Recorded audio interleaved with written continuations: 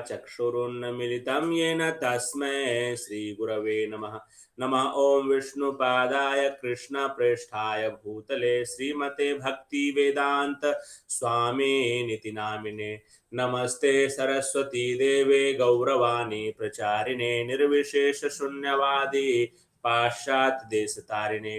श्री कृष्ण चैतन्य प्रभु नित्यानंद श्री अद्वैत गदाधर श्रीवासादि गौर भक्त वृंद।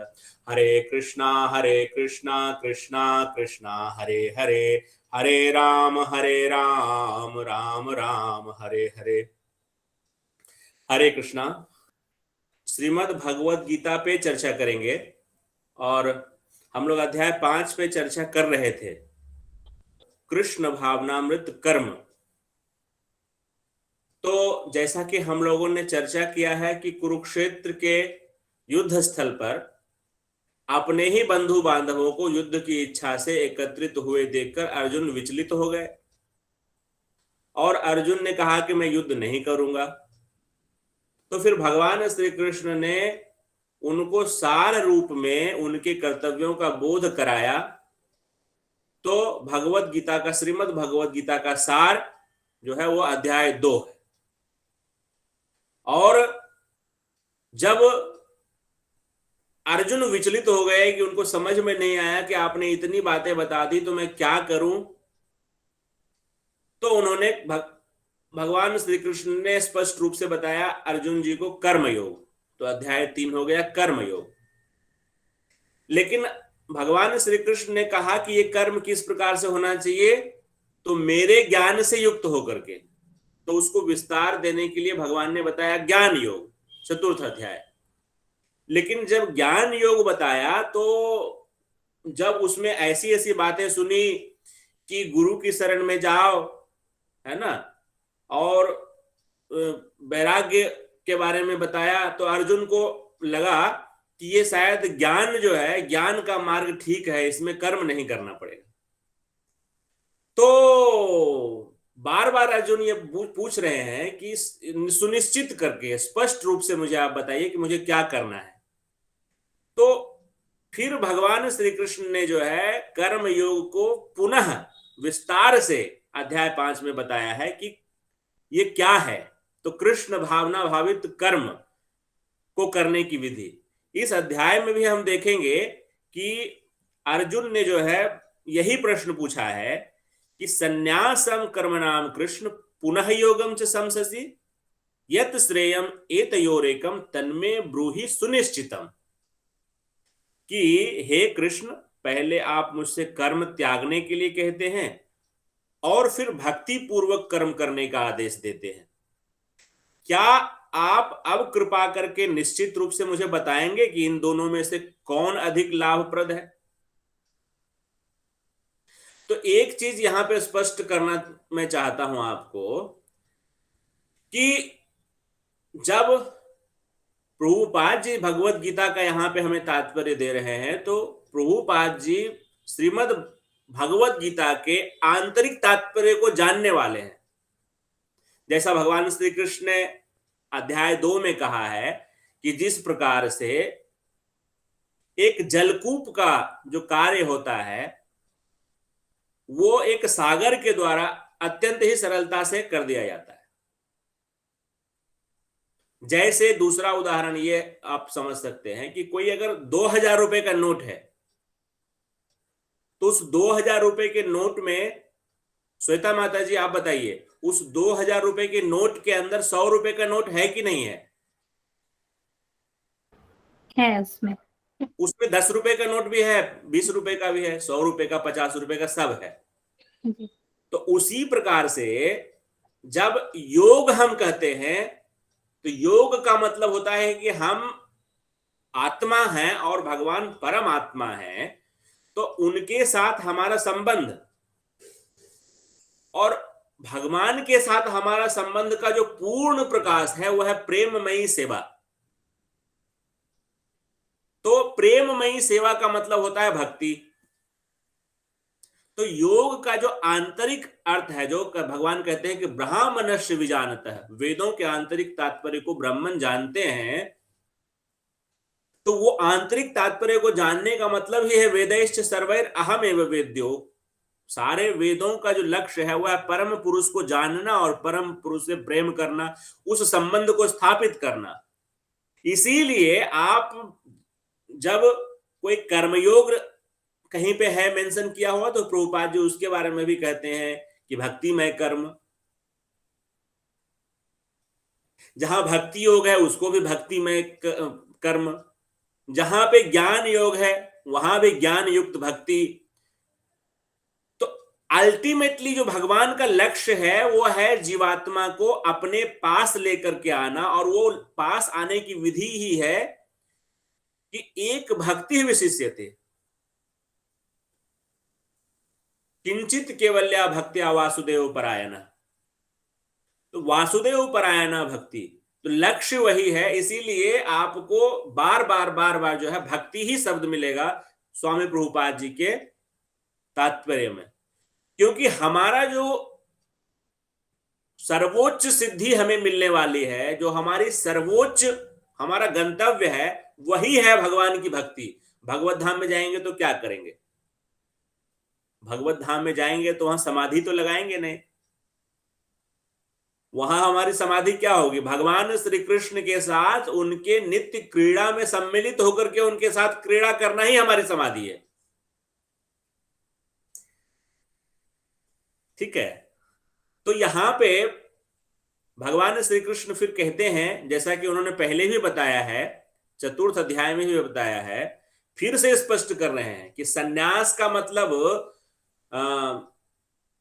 जो है वो वास्तविक रूप यहां पे भगवान दे रहे हैं कि सन्यास का मतलब क्या है, जो आगे आएगा।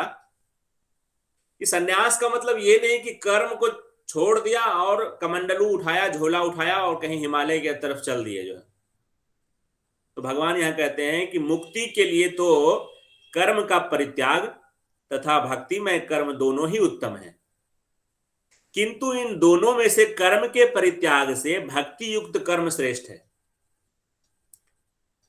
तो भगवान श्री कृष्ण हमको स्पष्ट रूप से बता रहे हैं बिना किसी लाग लपेट के कि हमें कर्म संन्यास के तरफ नहीं जाना है, हमें भक्तिमय कर्म की ओर जाना है। देखो, कर्म संन्यास और भक्तिमय कर्म दोनों में भगवान कहते हैं कि कोई अंतर नहीं, क्योंकि दोनों में ही इंद्रिय तृप्ति की भावना का सर्वथा अभाव है। ऐसा नहीं कि हम भक्तिमय कर्म करेंगे तो उसमें इंद्रिय तृप्ति अलाउड है। अंदर से जो है सांसारिक विषयों के प्रति विरक्ति या वैराग्य दोनों में प्रधान है। लेकिन जीव कैसा है? वो सतचित आनंदमय है। आत्मा कैसा है? वो सतचित आनंदमय है, वो निष्क्रिय नहीं है। तो यदि हम कृत्रिम रूप से इसको निष्क्रिय बना देंगे तो कब तक? जीव का वास्तविक स्वरूप तो आनंद लेने का है। एक बच्चा जो है उसको यदि हम शांत बैठने के लिए बोलेंगे तो कब तक शांत बैठेगा? थोड़े समय बैठ सकता है, लेकिन उसके पश्चात वो अपने स्वाभाविक प्रवृत्ति पे आ जाएगा। तो इसी प्रकार से हम देखते हैं कि कई सारे जो कर्म संन्यास लिए हुए सन्यासी हैं वो कालांतर में कुछ ऐसे काम करने लगते हैं जो नहीं होने चाहिए। यदि प्रारंभ से ही उन्होंने उचित मार्गदर्शन में स्वयं को भक्तिमय कर्म में लगाया होता तो वो स्थिति नहीं बनती। जैसा कि कई बार हमें सुनने के लिए मिलता है कि आध्यात्म के रास्ते पे जाने के पश्चात भी पतन हो जाता है, क्योंकि कृत्रिम रूप से आत्मा को हमने निष्क्रिय बनाने का प्रयास किया। उस स्वयं को यदि हम भगवत सेवा में लगाते तो हम अपने इंद्रियों को भौतिक विषयों से हटा करके आध्यात्मिक विषयों में लगाते। तो जैसे भगवान कहते हैं रस वर्जम रसो अप्यस्य परम दृष्टवा निवर्तते। जो मान लिए एक उदाहरण देता हूं कि एक स्वाभाविक प्रवृत्ति है लोगों की कि वो वीक एंड में रेस्टोरेंट में जाते हैं और वहां जाकर के तरह तरह के जो है वो व्यंजन ऑर्डर करते हैं और परिवार के साथ भोजन करते हैं, और उससे उनको कुछ सुख मिलता है, इंद्रिय जनित सुख मिलता है। ये एक प्रवृत्ति है। उसी प्रवृत्ति को यदि वो टेम्पल जाएं और वहां पे भगवान को भोग लगाया हुआ बढ़िया महाप्रसाद ग्रहण करें, बढ़िया बढ़िया पूरी, मटर पनीर की सब्जी, बढ़िया जो है पुलाव, दाल और तरह तरह की मिठाइयां, तो देखो बाह्य दृष्टिकोण से दोनों एक समान ही प्रतीत होता है, लेकिन दोनों में बड़ा भारी अंतर है। एक तो इंद्रिय तृप्ति है, जो रेस्टोरेंट में जो हमने भोजन किया वो तो इंद्रिय तृप्ति है, लेकिन हमने जो भगवत भक्तों के साथ बैठ करके भगवत प्रसाद ग्रहण किया, बाह्य दृष्टिकोण से वह क्रिया वैसी ही भले प्रतीत हो, लेकिन वह हमें शुद्ध करने वाली है। यज्ञ शिष्टासिनः संतो मुच्यन्ते सर्व किल विषय। तो बाहरी दृष्टिकोण से एक भक्त हो सकता है कि आपको एक सामान्य क्रिया करता हुआ ही दिखे, लेकिन भाव में बड़ा अंतर होता है, और उस भाव के अंतर के कारण ही भगवान को कहा जाता है भावग्रही जनार्दन। भाव के अंतर के कारण ही जो है कोई भगवान के पास चले जाते हैं और कोई नरकगामी हो जाते हैं। इसीलिए जो स्वामी प्रभुपाद जी ने जो है इस आंदोलन को कहा है कि ये कृष्ण भावनामृत आंदोलन है, ये कृष्ण भावना का आंदोलन है। आपको ऐसे भी भक्त मिल सकते हैं जो सूट में, बूट में, टाई लगा करके और अपने कॉर्पोरेट ऑफिस में कार्य कर रहे हैं, लेकिन उनकी आंतरिक वृत्ति जो है वह कृष्ण भावना भावित है, वो भगवान कृष्ण की सेवा करने के लिए अपना कार्य कर रहे हैं। तो भगवान श्री कृष्ण आगे कहते हैं कि सन्यासी कौन है। देखिए कितनी बड़ी हमारे समाज में धर्म को लेकर के भ्रांति है, आडंबर है कि जो लाल कपड़ा पहन लिया वो सन्यासी है, जिसने घर त्याग दिया वो सन्यासी है ना। भगवान क्या कह रहे हैं? भगवान कहीं ऐसा कह रहे हैं क्या? भगवान कह रहे हैं ज्ञेयः स नित्य सन्यासी ये न यो न द्वेष्टि न कांक्षति निर्द्वंदो ही महाबाहो सुखम बंधात प्रमुच्यते। जो पुरुष ना तो कर्म फलों से घृणा करता है और न कर्म फल की इच्छा करता है, वह नित्य सन्यासी माना जाता है। हे महाबाहु अर्जुन, ऐसा मनुष्य समस्त द्वंद्वों से रहित होकर भव बंधन को पार कर पूर्णतया मुक्त हो जाता है। तो यहां पे ध्यान देने की बात है कि कर्म फलों से जो है ना तो घृणा करता है, मतलब कर्म फल जो आ रहे हैं वो प्रकृति के आयोजन से आ रहे हैं, उससे भागता भी नहीं है वो, और उसके लिए इच्छा भी नहीं करता है कि क्यों नहीं मिल रहा है मुझे, मैं इतना मेहनत कर रहा हूं तो मुझे जो ईयर एंड अप्राइजल है उसमें मुझे आउटस्टैंडिंग क्यों नहीं मिल रहा है, मैंने तो इतना अच्छा काम किया फिर मुझे प्रमोशन क्यों नहीं मिल रहा है, मुझे जो है मेरी कंपनी रिकॉग्नाइज क्यों नहीं कर रही है। तो वो क्या करता है कि निर्लिप्त भाव से, अनासक्त भाव से अपने कर्म को करता है। फल भगवान देने का काम करेंगे, फल के ऊपर हमारा नियंत्रण नहीं होगा है। तो यहां पे जो सबसे महत्वपूर्ण बात समझने की है कि ना तो कर्म के फल की हमें इच्छा रखनी है और न ही कर्म के फल से घृणा करना है। यहां पे जानते हैं बुरी बात क्या है? ना तो कर्म करना बुरी बात है और ना तो कर्म का फल बुरा है। कर्म के फल की इच्छा रखना, उसकी स्पृहा करना या उसके प्रति आसक्ति रखना, ये इस संसार में बांधने वाला है। अब भगवान आगे कहते हैं कि केवल एक बच्चा ही, जैसे पहले भी उन्होंने कहा था और अभी भी बता रहे हैं कि ज्ञान योग में और भक्तिमय कर्म में केवल एक बालक ही अंतर करता है। जो सच में ज्ञानी है वो जानता है कि दोनों एक ही वस्तु है और दोनों के द्वारा एक ही फल प्राप्य है। तो जैसे हमने पहले योगा लैडर पढ़ा, अब मान लीजिए कि 5वीं मंजिल पे जाना है, तो कोई अगर 5वीं मंजिल पहुंचने वाला है, कोई तीसरी मंजिल पे है, सीढ़ी पे सभी हैं, तो कोई बच्चा ही दोनों में अंतर करेगा। Only it is a matter of time. जो भगवान की भक्ति में स्थित हो गए हैं, वो तो समझ लीजिए कि अपने यात्रा के अंतिम पड़ाव पे हैं। और जो ज्ञान में है, तो भगवान उसके बारे में कहते हैं कि बहुनाम जन्मनाम अन्ते ज्ञानवान माम प्रपद्यते। वो भी शरण शरण में ही आएगा, और वो शरण में आने के रास्ते पे ही है, इसीलिए उसमें भेद नहीं करना चाहिए। तो आगे भगवान कहते हैं कि भक्ति में लगे बिना केवल कर्मों का परित्याग करने से कोई सुखी नहीं बन सकता, परंतु भक्ति में लगा हुआ विचारवान व्यक्ति शीघ्र ही परमेश्वर को प्राप्त कर लेता है। तो केवल कर्मों का परित्याग कर लेंगे और निष्क्रिय बनने का प्रयास करेंगे, तो फिर बाद में क्या होगा आप देखेंगे। बहुत सारे ऐसे होते हैं जो धर्म के नाम पे आडंबर करने लगते हैं बाद में, है ना, नशा करने लगेंगे, राजनीति करने लगेंगे, ठीक है, क्योंकि उन्होंने भक्ति में सेवा में नहीं लगाया, उन्होंने केवल कर्म संन्यास ले लिया और उन्होंने ये समझा कि हमने कर्म का परित्याग कर दिया तो हम नारायण हो गए, क्योंकि हमने कर्म का परित्याग कर दिया।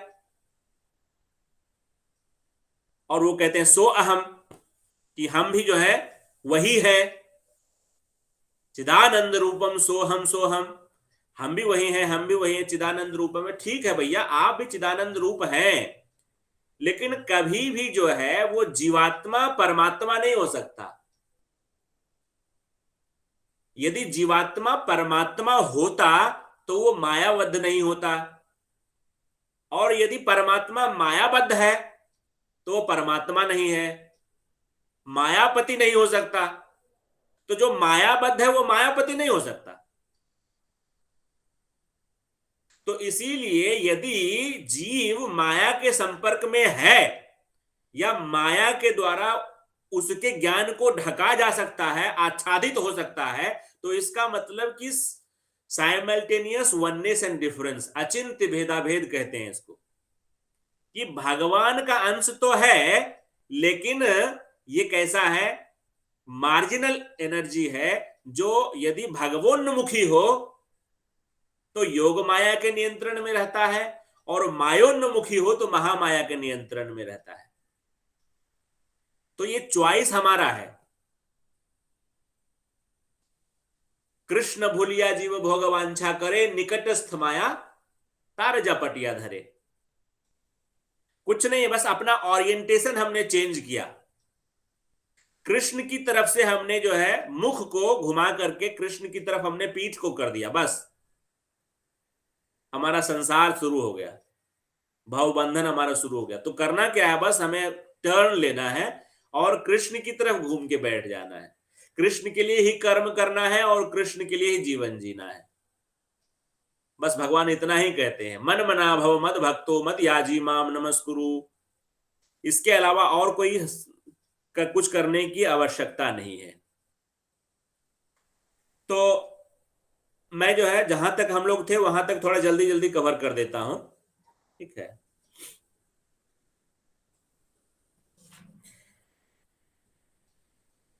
और आगे भगवान कहते हैं कि जो भक्ति भाव से कर्म करता है, जो विशुद्ध आत्मा है और अपने मन तथा इंद्रियों को वश में रखता है, वह सबों को प्रिय होता है और सभी लोग उसे प्रिय होते हैं। ऐसा व्यक्ति कर्म करता हुआ भी कभी नहीं बंधता। भक्ति भाव से कर्म करता है, अहंकार भाव से नहीं, भक्ति भाव से। भक्ति भाव का मतलब स्वयं को भगवान श्री कृष्ण का दास मानते हुए भगवान श्री कृष्ण की प्रसन्नता के लिए, और अपने मन और इंद्रियों को वश में रखता है, वह सबों को प्रिय होता है। और ऐसा व्यक्ति कर्म करता हुआ भी नहीं बंधता है। उदाहरण देते हुए भगवान कहते हैं यहाँ पे कि वैसा जो दिव्य सोच वाला व्यक्ति होता है, वह किस भाव से कर्म करता है। वह जानता है कि देखते वक्त, सुनते वक्त, स्पर्श करते वक्त, सूंघते, खाते, चलते फिरते, सोते तथा श्वास लेते हुए भी वह यही जानता है कि वास्तव में वह कुछ नहीं कर रहा है। बोलते, त्यागते, ग्रहण करते या आंखें खोलते बंद करते हुए भी वह जानता रहता है कि भौतिक इंद्रियां अपने अपने विषयों में प्रवृत्त है।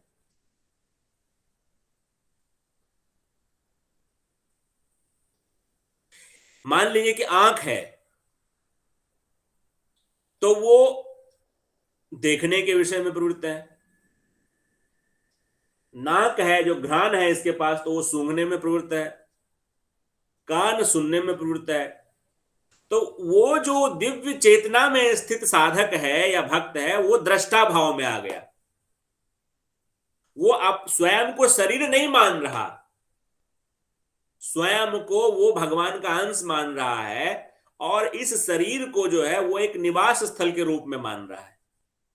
जैसे मकान है हमारा, हम मकान में हम रह रहे हैं, लेकिन हम मकान तो नहीं है ना, हम मकान नहीं है।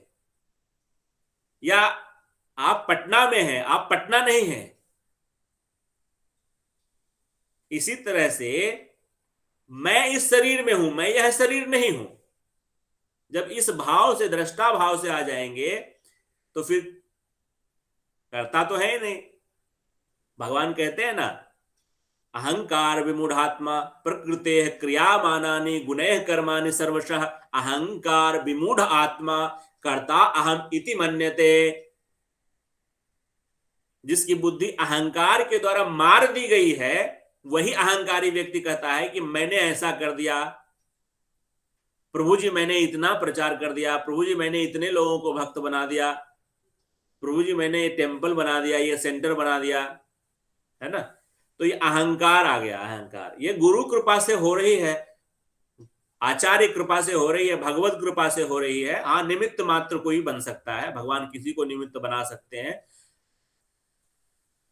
भगवान तो कुछ भी कर सकते हैं। हमने देखा कि किस प्रकार भगवान बलराम ने जो है एक तिनके का साधन बना करके, एक तिनके से उन्होंने रोमहर्षण सूत का वध कर दिया। रोमहर्षण सूत जो है वो वेद व्यास जी के शिष्य हैं और पुराणों के वो अधिकारी हैं, और नैमिषारण्य में 70,000 ऋषि मुनियों को वो 1000 वर्षों तक भागवतम सुनाने के लिए बैठे थे, पुराण सुनाने के लिए बैठे थे, और सभी ऋषि मुनियों ने उनको आशीर्वाद देकर के चिरंजीवी भी बनाया हुआ था।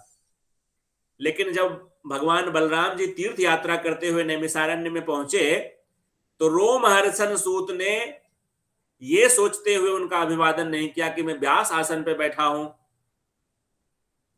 तो मैं बड़ा हूं, मेरा पोजीशन ऊंचा है। उन्होंने अनदेखा किया बलराम जी को। बलराम जी ने घास का तिनका उठाया और उसी से, जिन्हें 70,000 ऋषि मुनियों ने चिरंजीवी बनाया था, तत्क्षण मृत्यु के घाट उतार दिया, तत्क्षण। तो इसीलिए कभी भी हमें अहंकार नहीं करना चाहिए। जो व्यक्ति कर्म फलों को परमेश्वर को समर्पित करके, ध्यान देने की बात है कि कर्म फल को परमेश्वर को समर्पित करके आसक्ति रहित होकर, ये जो आसक्ति है ना प्रभु जी, ये आसक्ति, यही समझिए कि इसको आप कह लीजिए भौतिक दृष्टिकोण में, इसको भार कहिए आप, भार। कोई भी जो है वो, कोई भी वस्तु पानी में क्यों डूबती है? वजन के कारण। जैसे हम देखते हैं कि जो है कोई वस्तु हमने डाली, डूब गई, कोई डाली तो नहीं डूबी। तो ये जो अहंकार है और आसक्ति है, ये अहंकार और आसक्ति ही डूबने का कारण है, अन्यथा डूबने का कोई कारण नहीं है।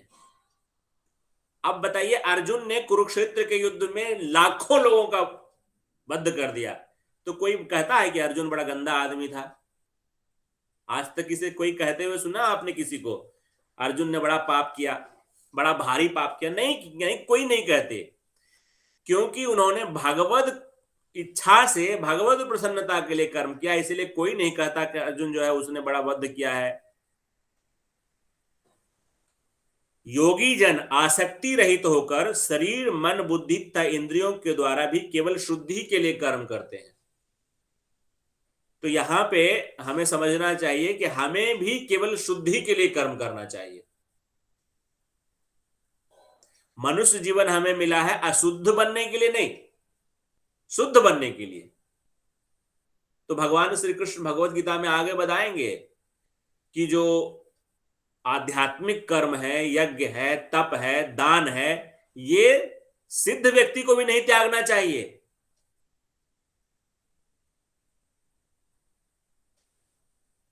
और शुद्ध होने के लिए हमको क्या करना है? तो हरि नाम से बड़ा कोई शुद्ध करने वाला नहीं है ना। हरे कृष्ण कृष्ण कृष्ण हरे हरे, हरे राम राम राम हरे हरे। महाप्रभु कहते हैं ना, चेतो दर्पण मार्जनम, ये हमारी चेतना रूपी अंतःकरण का मार्जन करने वाला है ये महामंत्र। और क्या कर सकते हैं हम? तो महाप्रसाद, महाप्रसादे गोविंदे नाम ब्रह्मणे वैष्णवे स्वल्प पुण्यवताम राजन विश्वासो ने जायते। ये महाप्रसाद बड़ा भारी हमें जो है शुद्ध करने वाला है। भगवान के श्री चरणों में अर्पित किया हुआ तुलसी दल ग्रहण करने से, भगवान के श्री विग्रह को अर्पित किए हुए सुगंधित पुष्पों, चंदन, अगुरु इत्यादि की सुगंध लेने से, श्रीमद् भगवत गीता, श्रीमद् भागवत महापुराण इत्यादि सदग्रंथों के नित्य पठन करने से जीवात्मा जो है वह शुद्ध बनता है।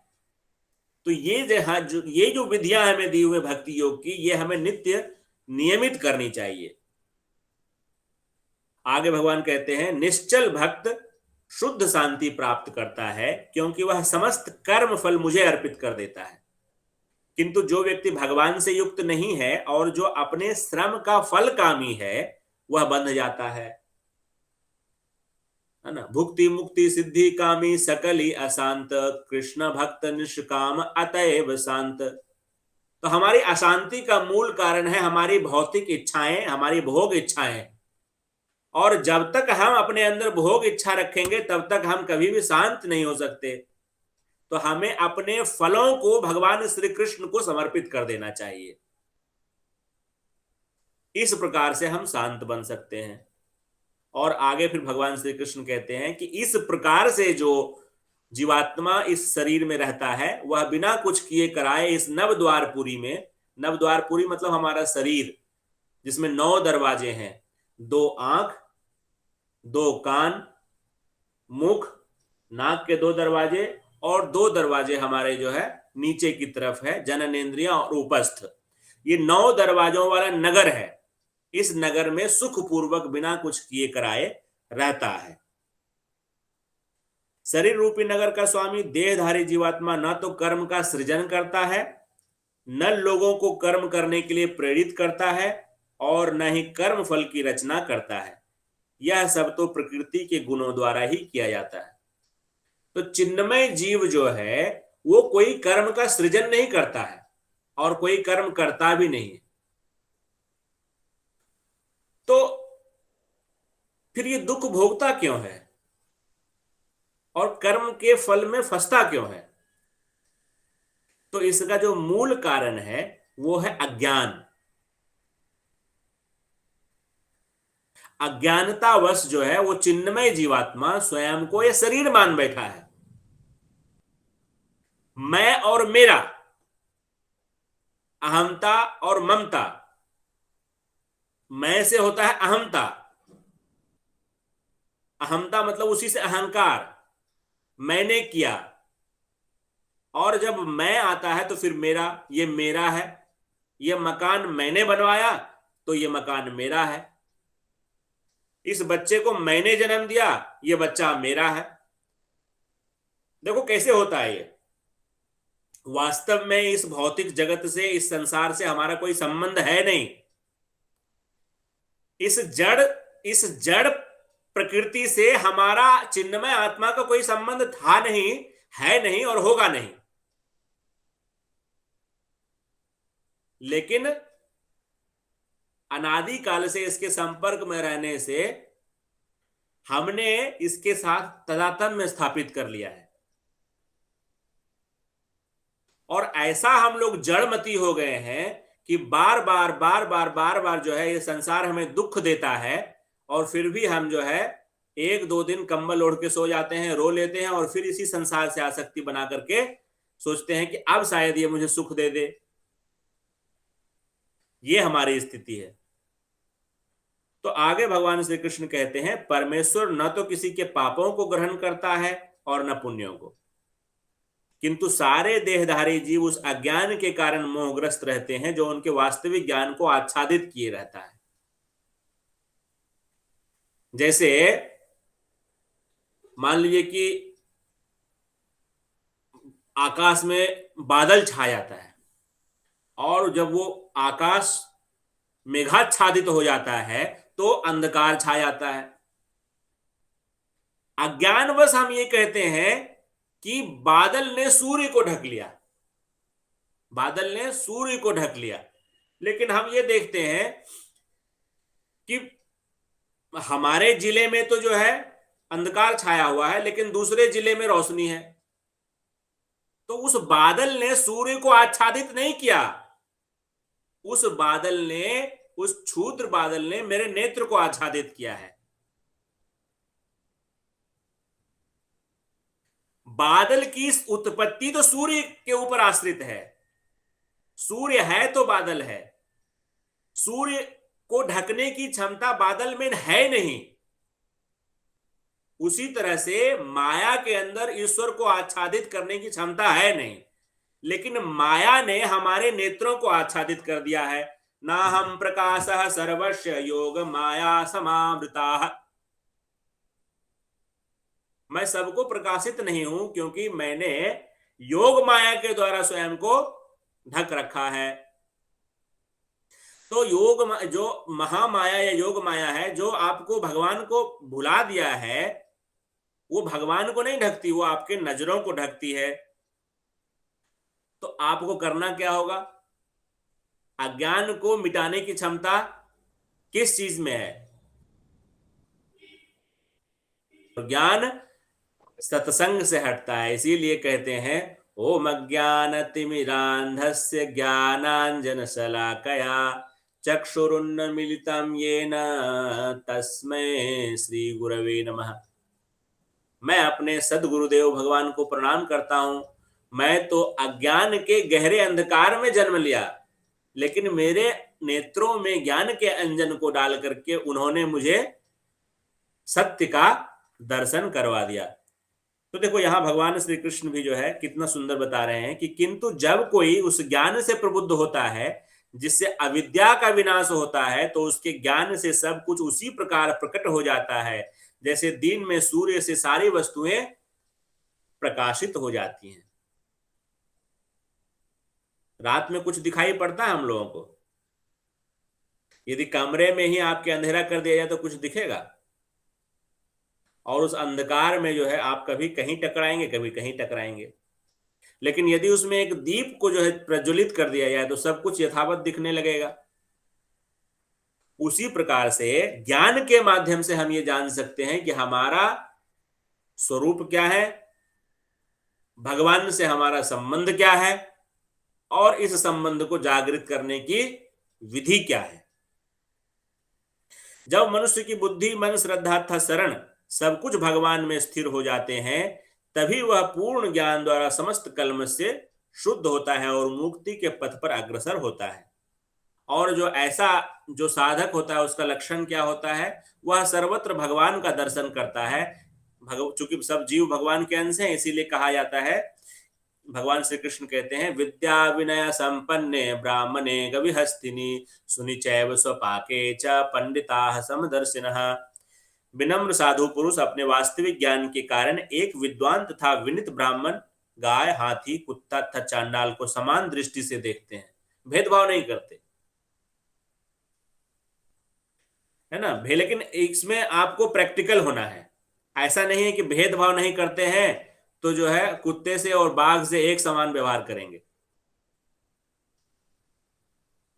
बाघ भी भगवान कृष्ण का अंश है, तो क्या उसको भी हम गोद में उठा लेंगे?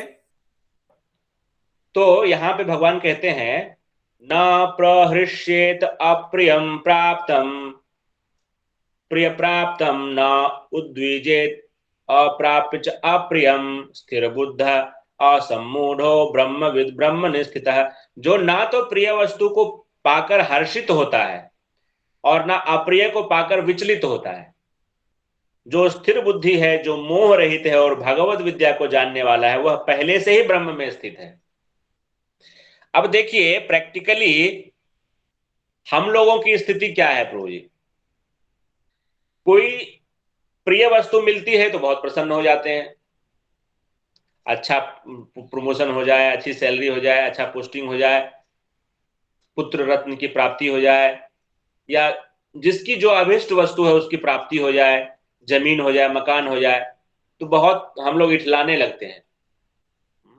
जैसे ऐसा लगता है कि हमको अपने जीवन का चरम लक्ष्य प्राप्त हो गया, भगवत प्राप्ति हो गई, अब हमको पुनर्जन्म नहीं लेना पड़ेगा, जन्म मृत्यु जरा व्याधि के चक्र से हम निकल चुके हैं। और अप्रिय वस्तु किसी ने ऐसा बोल दिया हमें, जो हमें प्रिय नहीं है, जो हमारा अपमान करने वाला है, हमें नुकसान हो गया है, तो हम विचलित हो जाते हैं। अरे उसने मुझे ऐसा बोल दिया, अरे उसने मुझे ठग लिया, उसने मुझसे 2 रुपए ज्यादा ले लिए। तो ये वास्तव में हमारी स्थिति है। लेकिन भगवान श्री कृष्ण कहते हैं कि जो वास्तव में स्थिर बुद्धि है वो ना तो प्रिय को प्राप्त करके हर्षित होता है और ना अप्रिय को प्राप्त करने से शोकग्रस्त हो जाता है। तो हमारी स्थिति यहां आनी है भगवान की भक्ति के द्वारा, नाम के जप के द्वारा हमारी स्थिति यहां आनी है कि हम भगवत भक्ति में ही अपने आप को स्थित करें और सांसारिक विषय हमें विचलित न कर पाए।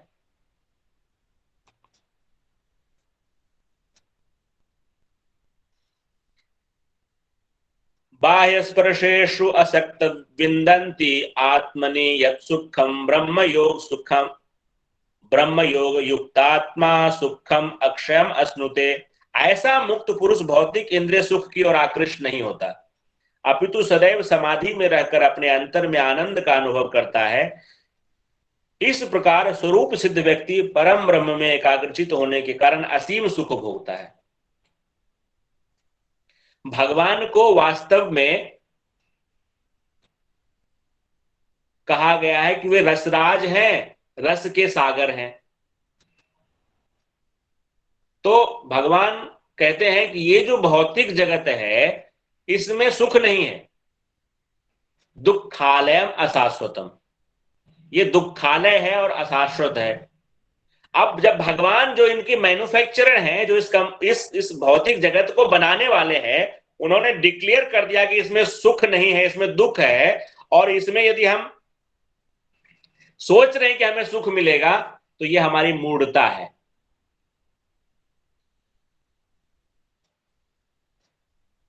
वेद कहता है कि रसो वै सह, आनंद का स्रोत तो वे हैं।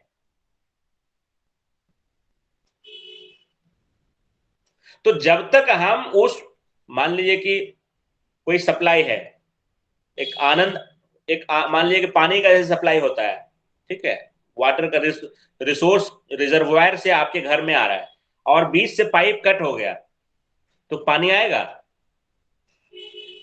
नहीं आएगा। उसी तरह से जो आनंद जो है वो आनंद के सागर से जो पाइप है जुड़ा हुआ, आपके अंतःकरण से होकर के वो आनंद का जो आ रहा है प्रवाह, वो कट हो गया है। भगवान को हम भूल गए हैं और हम सोच रहे हैं कि हमें बाहर आनंद मिलेगा, शायद स्विट्जरलैंड जाने से आनंद मिलेगा, है ना, या कोई नई मूवी रिलीज हो गई उसको देखने से आनंद मिलेगा। तो ये आनंद मिलने वाला नहीं है, ये एक पोस्टपोन हम लोग करते रहते हैं। अपने जीवन में आनंद को हम लोग क्या करते हैं, पोस्टपोन करते रहते हैं कि शायद जो है हम किसी कंपनी के एमडी सीईओ बन जाएंगे तो आनंद मिल जाएगा, या हो सकता है कि हम इलेक्शन जीत जाएं और कहीं एमपी एमएलए बन जाए तो आनंद आएगा। लेकिन वास्तव में जो है ये जैसे एक टेक्निक होता है कि एक गधे को तेज भगाने के लिए क्या करते हैं कि उस गधे के ऊपर एक लंबा एक लठ लगा देते हैं और उस लठ के आगे जो है हरे हरे घास लटका देते हैं, ग्रास। तो वो बंधा हुआ है उस गधे से। वो जब देखता है कि मेरे 1 मीटर आगे घास है, तो वो उसको पाने के लिए आगे बढ़ता है, लेकिन चूंकि वो बंधा हुआ है ना लठ से, तो वो आगे आगे ही चलता है। वो गधा भी आगे आगे, और वो जो उसके घास जो उसके लठ में लगी वो भी आगे आगे। तो इस भौतिक जगत में जो है ये मृग तृष्णा वैसी ही है।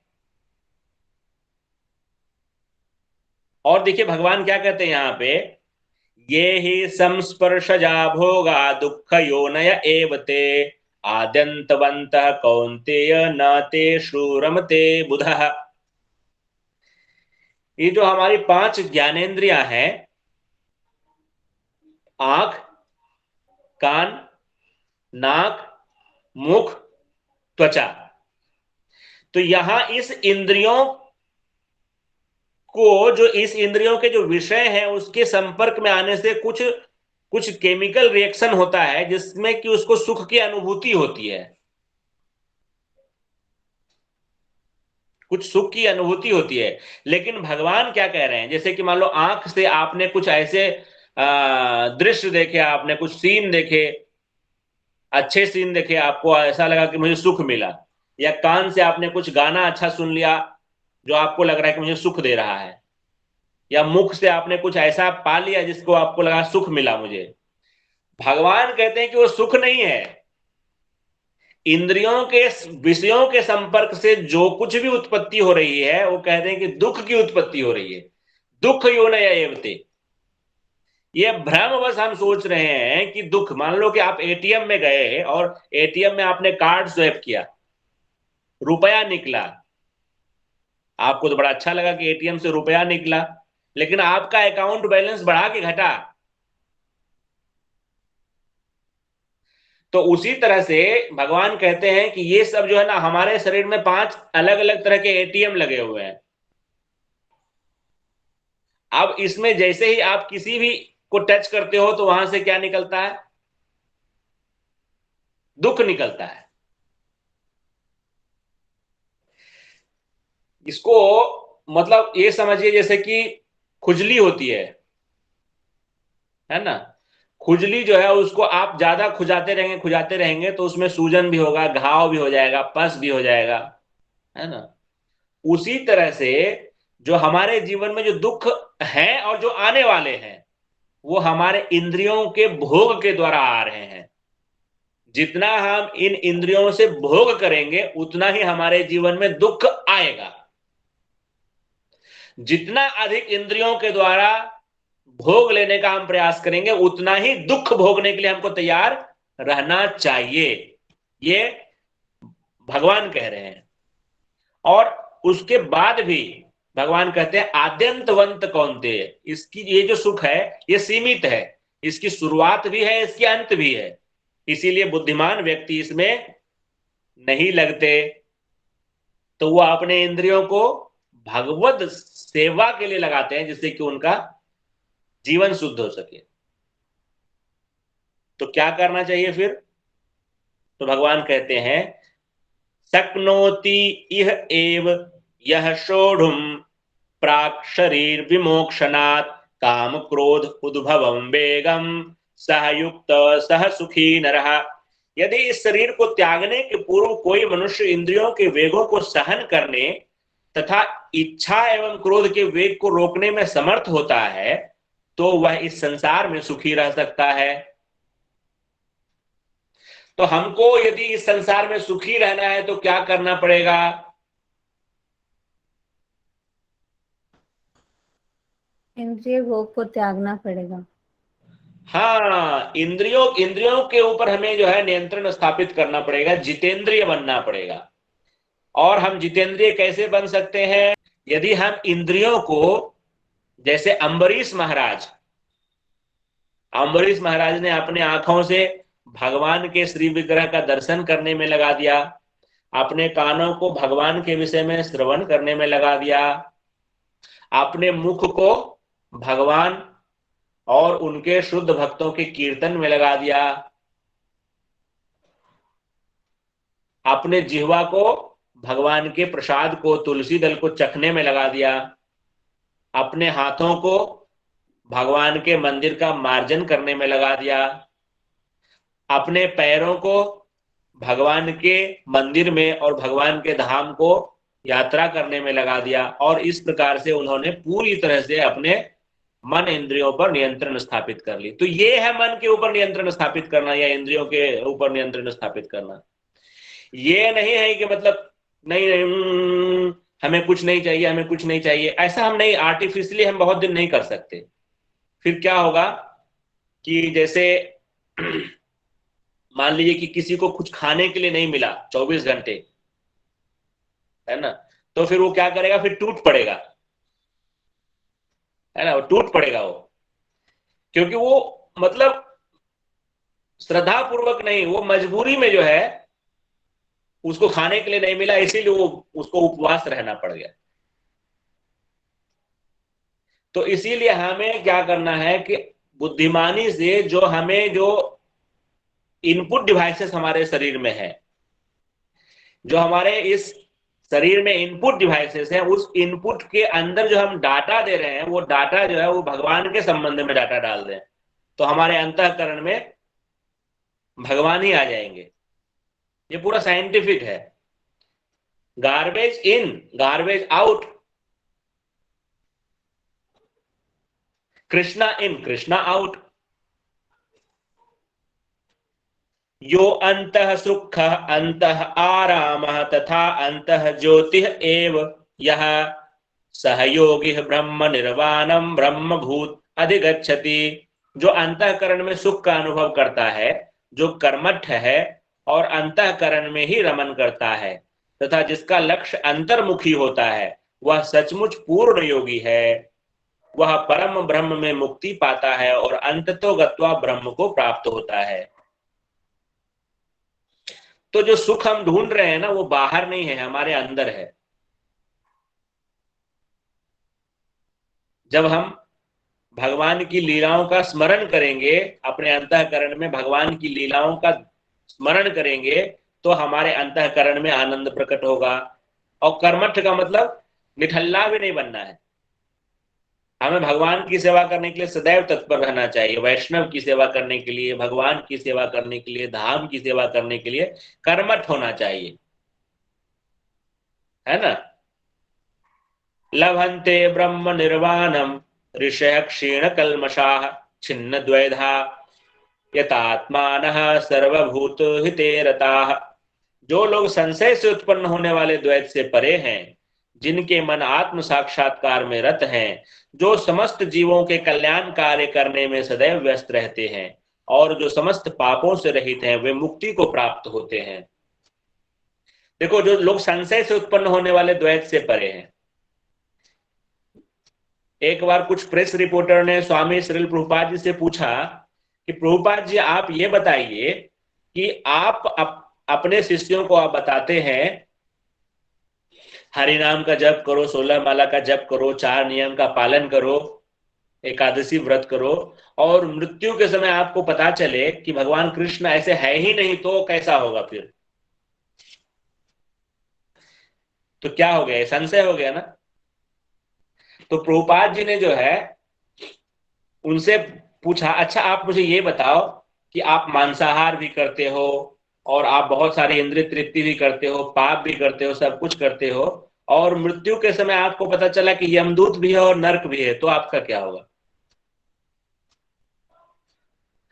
तो ऐसा होना चाहिए कि संशय से हमें जो है उत्पन्न होने वाले द्वैत से परे होना चाहिए। हमें ये ज्ञान पूर्वक ये जान लेना चाहिए कि यह संसार नश्वर है, हमारा शरीर भी नश्वर है और आत्मा कभी भी नाशवान नहीं है। जन्म जन्मांतर की प्रक्रिया चलती रहती है। इसको ज्ञान से, विज्ञान से हर प्रकार से समझ लेना चाहिए।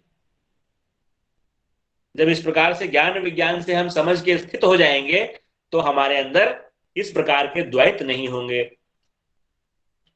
काम क्रोध विमुक्ता नाम यति नाम यत चेतसाम अभितो ब्रह्म निर्वाणम वर्तते विदितात्मनाम। जो क्रोध तथा समस्त भौतिक इच्छाओं से रहित है, जो स्वरूप सिद्ध आत्म संयमी है और सम सिद्धि के लिए निरंतर प्रयास करते हैं, उनकी मुक्ति निकट भविष्य में सुनिश्चित है। तो यहाँ पे बहुत सुंदर भागवतम का श्लोक भी दिया हुआ है कि भक्ति पूर्वक भगवान वासुदेव की पूजा करने का प्रयास तो करो।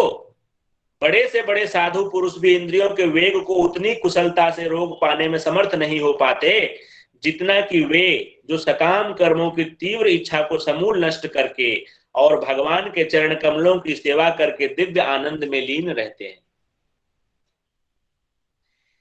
देखिए, ब्रह्मा जी के जो है आदि पुत्र हैं सनक, सनातन, सनंदन और सनत कुमार। 4 कुमार अत्यंत प्रसिद्ध हैं और महाजन माने गए हैं।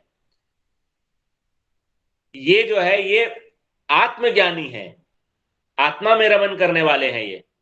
लेकिन जब इन्होंने भी भगवान श्री कृष्ण के श्री चरणों में अर्पित किए हुए तुलसी दल और अगुरु और चंदन के सुगंध को सूंघा, तो सूंघने मात्र से वो भगवत भक्त हो गए। और सुखदेव गोस्वामी तो माता के गर्भ से ही जो है वो माया मुक्त थे और संसार में आना नहीं चाहते थे, माता के गर्भ में ही पड़े हुए थे। और जब भगवान वेद व्यास जी ने भगवान श्री कृष्ण से अनुरोध किया तो भगवान श्री कृष्ण के आश्वासन देने के पश्चात ही सुखदेव गोस्वामी संसार में आए और आते ही जंगल की ओर दौड़ पड़े।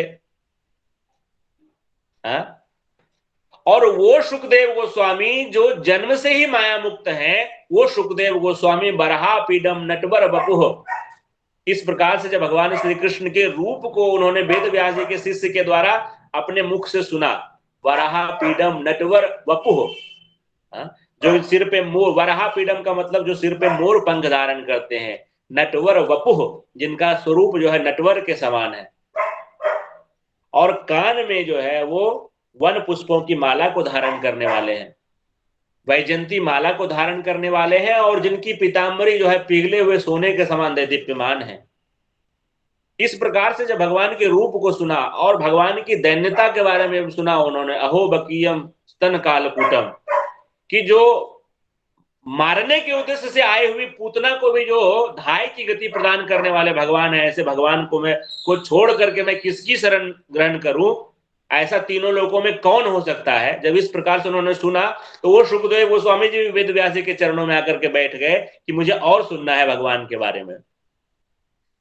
तो यहां पे हमें यह समझना चाहिए कि भगवान की भक्ति के द्वारा यह संभव है, भगवान श्री कृष्ण की भक्ति के द्वारा जो है ये संभव है कि हम भगवान की भक्ति के माध्यम से समस्त कल्मशों से मुक्त होकर के भगवत परायण हो सकते हैं। फिर यहां पे जो है आगे ये जो पद्धति है ये भगवान यहां पे बता रहे हैं, लेकिन ये कलयुग के लिए पद्धति नहीं है।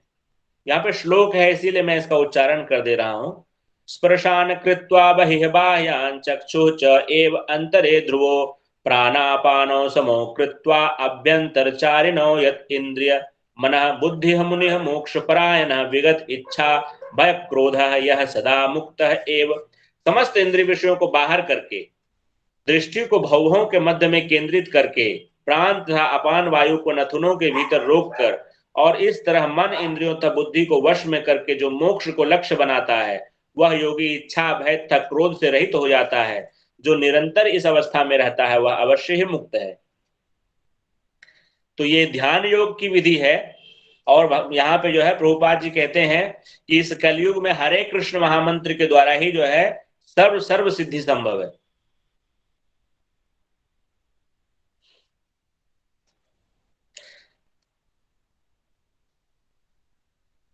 यहाँ प्रभुपाद जी जो आखिरी पैराग्राफ में कहते हैं, दूसरे शब्दों में कृष्ण भावनामृत योग के सिद्धांतों को संपन्न करने की सरलतम विधि है।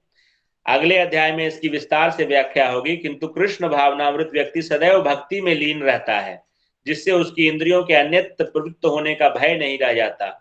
अष्टांग योग की अपेक्षा इंद्रियों को वश में करने की यह अधिक उत्तम विधि है। और श्रीमद् भागवत महापुराण में भी जो है सुखदेव गोस्वामी ने इसकी पुष्टि की है। कलौ दोष निधे राजन अस्ति हि एको महान गुणः कीर्तनाद एव कृष्ण मुक्त संग परम व्रजेत।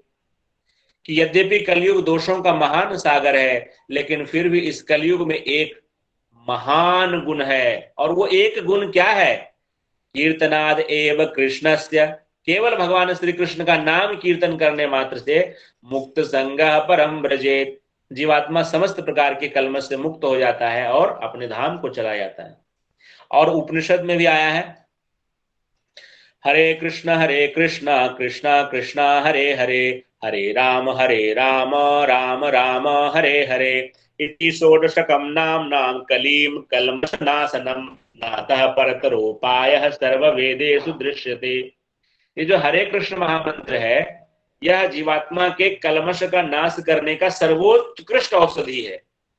इससे बेहतर, इससे अच्छी विधि जो है वो सारे वेदों में नहीं है।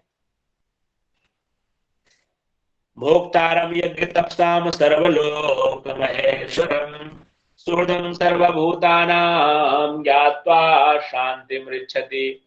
भगवान कहते हैं, मुझे समस्त यज्ञों तथा तपस्याओं का परम भोक्ता, सुप्रीम एंजॉयर, समस्त लोकों तथा देवताओं का परमेश्वर, सुप्रीम प्रोप्राइटर एवं समस्त जीवों का उपकारी एवं हितैषी जानकर, best friend of every living entity, भगवान जो है सबके बेस्ट फ्रेंड है, ऐसा जानकर मेरे भावनामृत से पूर्ण पुरुष भौतिक दुखों से शांति लाभ करता है।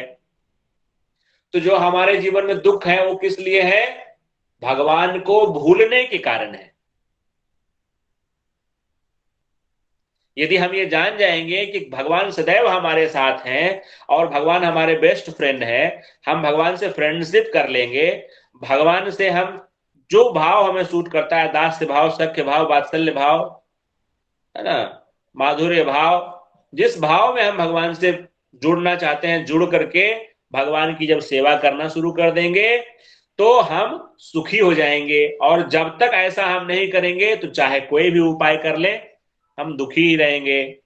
जिस प्रकार से मछली पानी के बाहर हो तो चाहे कितना भी उसके लिए जो है व्यवस्था क्यों न बनाया जाए, वो मछली दुखी ही रहेगी, मरेगी।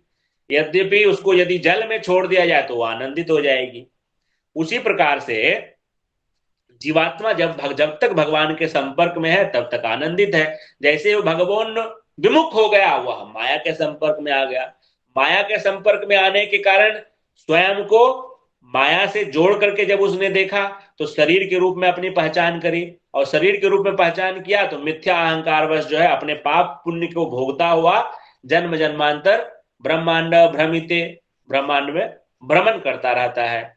इसलिए यह मनुष्य जीवन हम लोगों को मिल गया है, तो इस अवसर को, इस बेहतरीन अवसर को, इस most most most sacred and valuable opportunity को वेस्ट नहीं करना है। हमें भगवान के भजन में लगना है और इसी जीवन में हमें ये निश्चित करना है कि ये हमारा आखिरी जीवन हो, इसके बाद हमें और जन्म नहीं लेना है। ये रिस्क लेंगे फिर हम कहां चले जाएंगे हमें पता नहीं है। रिस्क लेने का हमको अपनी तरफ से जो है ये स्कोप नहीं छोड़ना चाहिए, क्योंकि यदि हम रिस्क लेंगे तो अगला मोमेंट पे हम, अगर मान लो कि हमने हल्की फुल्की ढीली भक्ति की और हम केवल जो है देवलोक में चले गए, गंधर्व लोक में चले गए, और वहां से 10-20 हजार वर्ष भोग करने के बाद यदि पृथ्वी पे आए, तो उस वक्त जो है प्रभुपाद जी ने जो ये ज्ञान दिया वो रहेगी कि लुप्त हो जाएगी, इसका कोई गारंटी नहीं है। तो इसीलिए अभी मौका मिला है, अभी मौका मिला है तो उसको गंभीरता पूर्वक ग्रहण करके, और हमको ज्यादा टाइम नहीं लगेगा। 25-30 वर्ष का हमारा जो भी 25-30-50 वर्ष का जो हमारा जीवन शेष है, उसके बाद फिर हम हरे कृष्णा कृष्णा कृष्णा हरे हरे, हरे राम राम राम हरे हरे, हरे कृष्णा कृष्णा कृष्णा हरे हरे, हरे राम राम राम हरे हरे, हरे कृष्णा कृष्णा कृष्णा हरे हरे, हरे राम राम राम